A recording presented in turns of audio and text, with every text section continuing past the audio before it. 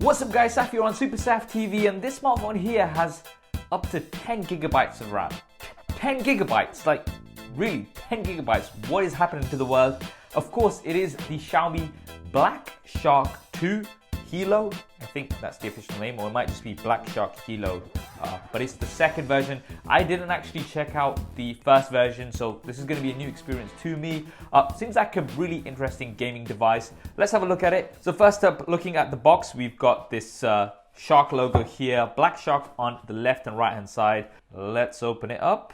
Your gamer, let's shark. So we've got a bit of an intro card in here. There's a device with this sticker on with some of the stuff on it. Let's just take that off straight away. Ooh, fancy. Looks like we've got a combination of metal and glass. We'll leave that to the side for a second, see what else we get inside the box. So here's everything we get inside the box. There's some paperwork, there's a USB Type-A to USB Type-C cable, there's a power brick which does support fast charging, and then we have a 3.5mm to USB Type-C converter, and that is because the Black Shark 2 does not have a 3.5mm jack. There's a SIM card ejector tool, and then we've got this sort of joypad which we can use with the device for gaming, of course.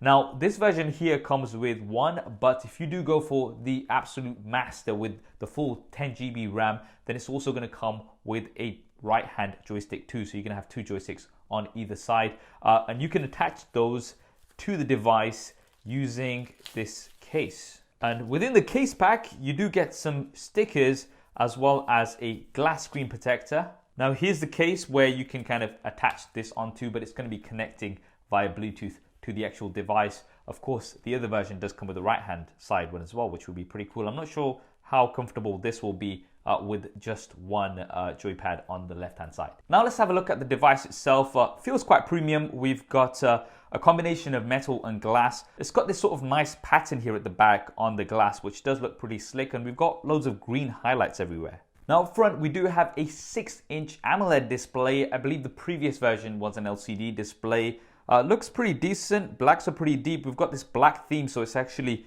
quite difficult to see the bezels. We do have top and bottom bezels, but we don't have a notch, so that might be something that you're into. The left and right bezels are not too bad. It's got a full HD plus resolution. First impressions, looks pretty decent. Colors are vibrant and viewing angles are not too bad either. Now looking around the device, the first thing you'll probably notice is the fact that we've got dual front-firing speakers. So there's one along the top and one along the bottom. So of course that's very important to gaming. There is a front-facing camera. This is 20 megapixels with an f1.75 aperture. Now if you move on to the back, we do have the S logo which lights up. So currently it's green, and you can change this quite easily in the settings. So you've got yellow, orange, red, pink, purple, a darker blue, and also a sky blue. Above the logo is a fingerprint scanner, which seems to work okay. Yep, not too bad.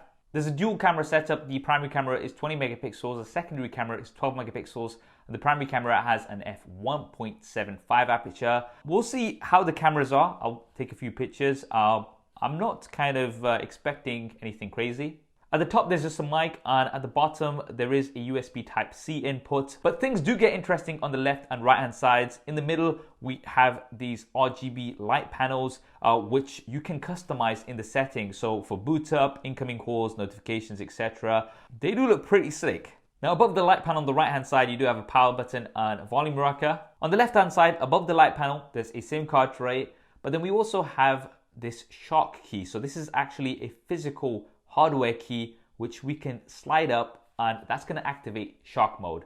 What Shark mode basically does, as you can see here, is it's going to close down all current applications and it's going to dedicate everything to gaming.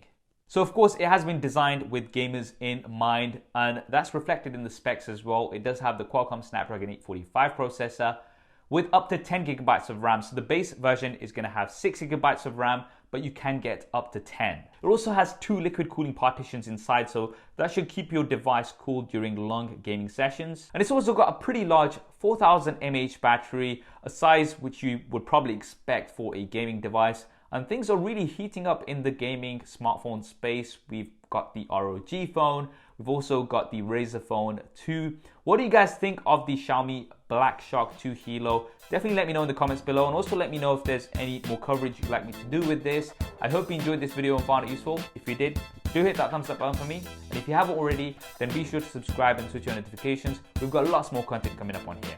Thanks for watching. This is Saf on SuperSaf TV, and I'll see you next time.